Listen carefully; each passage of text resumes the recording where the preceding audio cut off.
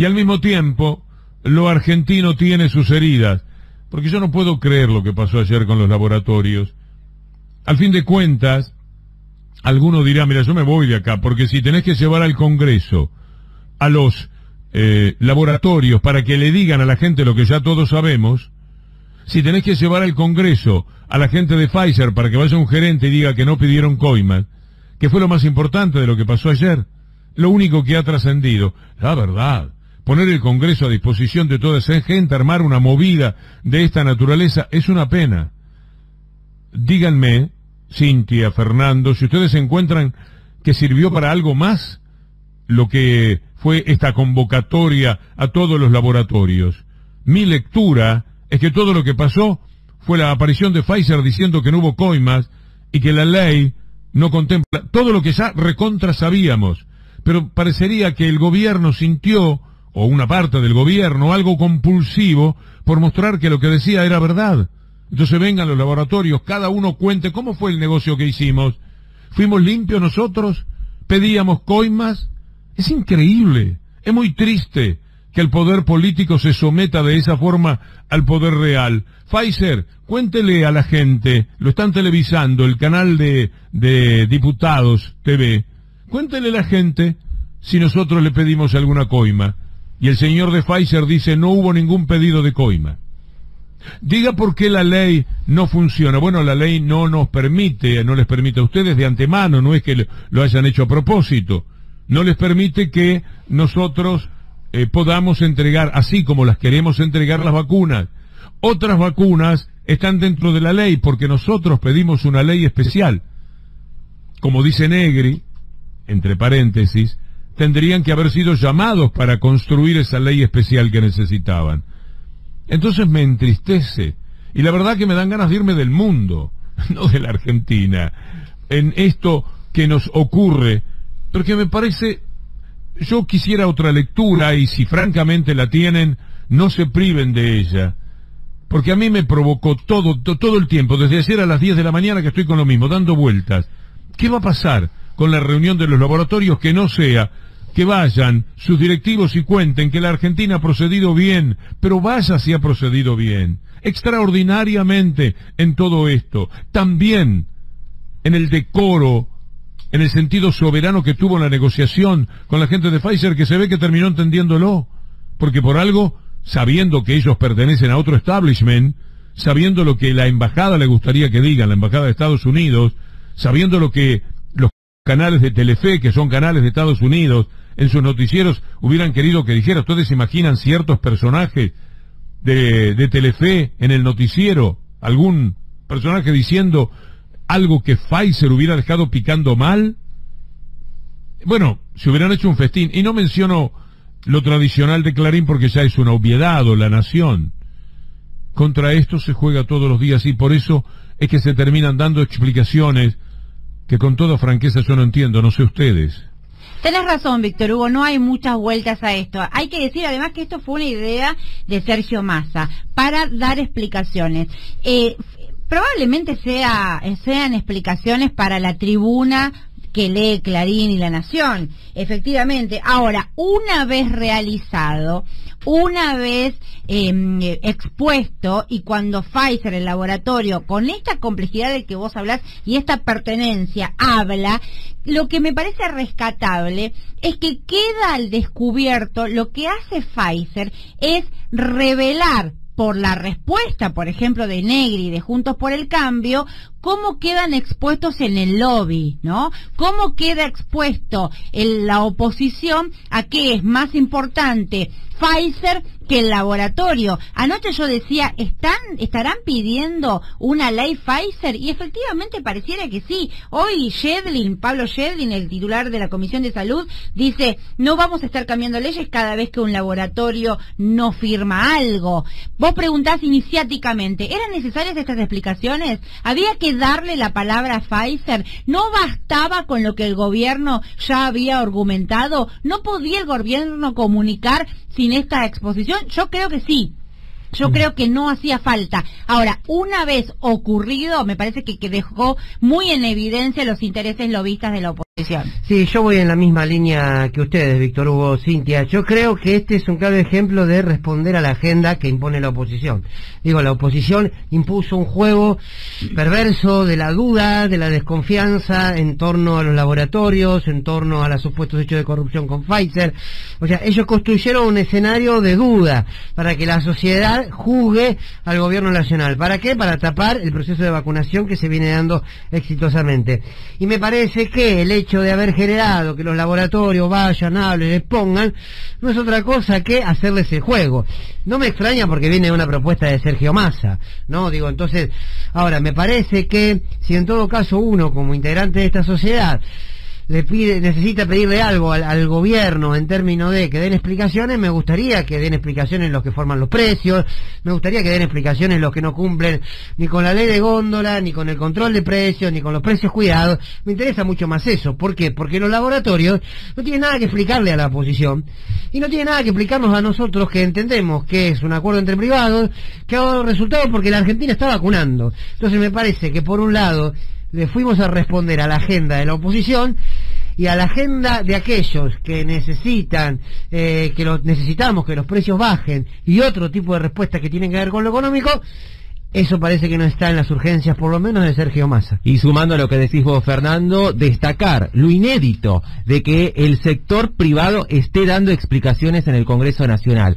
Vos lo decís, no sé si era la oportunidad, no sé si era ese sector el que tenía que dar explicaciones en el Congreso, pero hay un hecho y que es una novedad que el sector privado, concentrado como ese de los laboratorios y laboratorios importantes que producen vacunas en un momento de escasez, estén dando explicaciones públicas en el Congreso. Para cerrar este círculo voy a decir que en los diarios líderes, por llamarlo de maneras diferentes, para deconstruir las palabras, no figura en la tapa de ninguno de ellos la llegada de del componente 1 del Sputnik V para producción de vacunas en la Argentina. Permiso, buen día. ¿Me permite, señoras, señores, decir algo? Don Stoppelman, buen día. Buen día, ¿cómo andan? Dos cosas. Uno respecto de esto. ¿Te gustó este tema? Me encantó este tema y el anterior que planteaste. Quiero hablar de los dos. Uno, por favor quiero que me lo confirmen ustedes que saben más. La palabra negligencia fue puesta en la ley a pedido de Graciela Ocaña. Eso es la versión que yo tengo. Y hoy Graciela Ocaña es una de las que habla todo el tiempo en contra del tema Pfizer y demás, pero ella fue la que incluso en su discurso agradeció la buena predisposición del gobierno para aceptar las condiciones o las cosas que quería poner la oposición. Está grabado. Tengo el concepto, pero me gustaría ver si existe la grabación o el artículo periodístico. Es cierto, me gustaría trabajar sobre eso esta tarde. Es cierto que la oposición intervino en el armado de la ley. Recordemos, fue la famosa sesión donde una diputada de Juntos por el Cambio pidió aprobar el dióxido de cloro, ¿no? Fue en esa sesión donde intervino la oposición, pero exactamente lo de la negligencia en el caso de Ocaña no es tan así, según explican quienes están allí siguiendo todo el día el Congreso. Bueno, yo tenía esa versión. No, quería aportar lo que decía sobre la palabra negligencia, porque más allá de quién la introdujo en la ley, me hiciste saltar la ficha, Adrián, de que los jefes de bloque de los partidos de la oposición votaron a favor. O sea, Mario Negri votó sí a la ley de vacunas, Cristian Ritondo votó sí a la ley de las vacunas, Maximiliano Ferraro votó por el sí y Juan Manuel López de la coalición cívica votó por el sí. Los presidentes de bloque y los presidentes de partidos de Juntos por el Cambio votaron afirmativamente con la palabra negligencia incluida. Y hay que decir que el verdadero eje es que todos los contratos que se firmaron con esa ley. Cintia. Sí.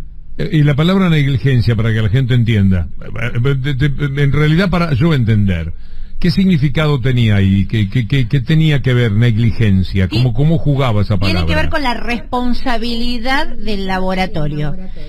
Porque Pfizer no quiere que esté la palabra negligencia, porque lo que dice es, nosotros estamos trabajando un material de producción urgente. Entonces, negligencia, indemnidad y otras cuestiones, dice Pfizer, no las queremos en los contratos, porque en realidad lo que están diciendo es no nos queremos hacer cargo de los errores que podamos cometer cometer en producción de un producto que se fabrica de manera urgente. Esa es la versión del laboratorio. O sea que la ley está muy bien. La ley está bien, Y porque, cuando votaron bien, pero ahora les conviene decir lo contrario. porque son lobistas de Pfizer.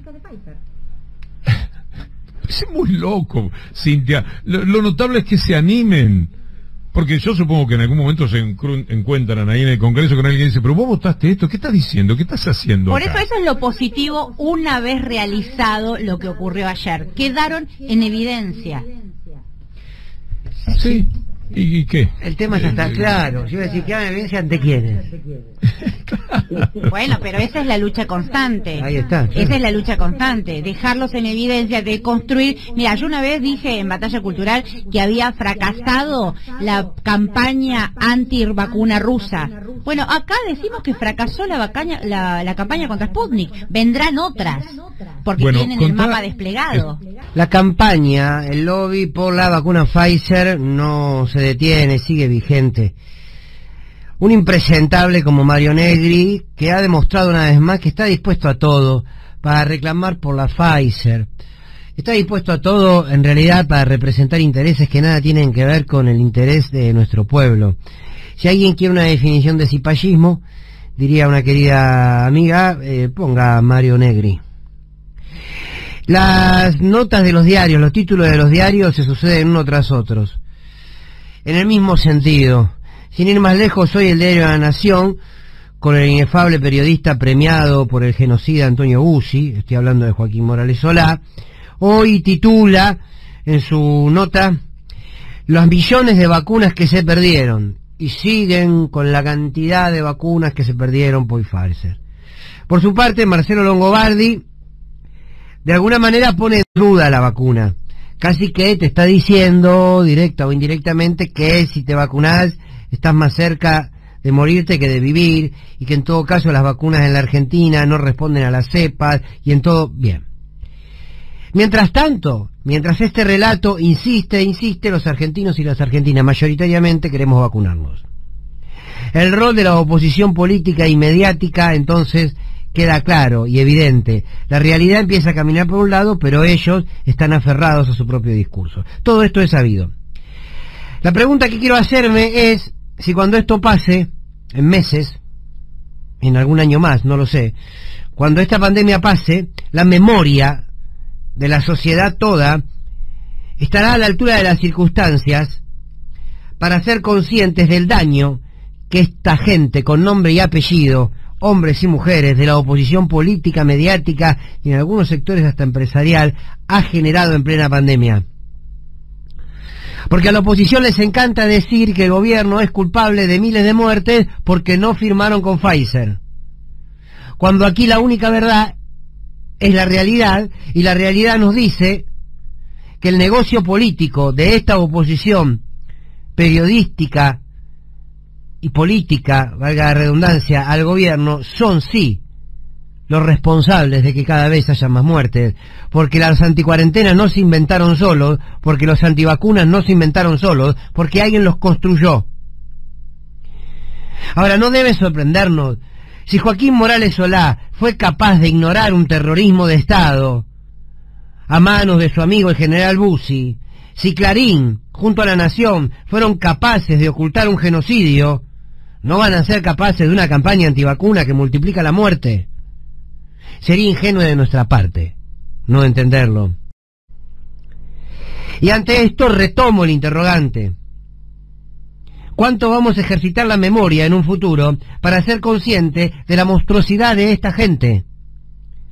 Porque a decir verdad, en este presente parece que recordamos bastante poco que estos mismos que hoy hablan fueron los que destruyeron, saquearon y hambriaron a la Argentina, mientras sus escribas acusaban a Cristina Fernández de Kirchner de absolutamente todo, para que la atención sea puesta allí y ellos puedan saquear la Argentina y destruir derechos.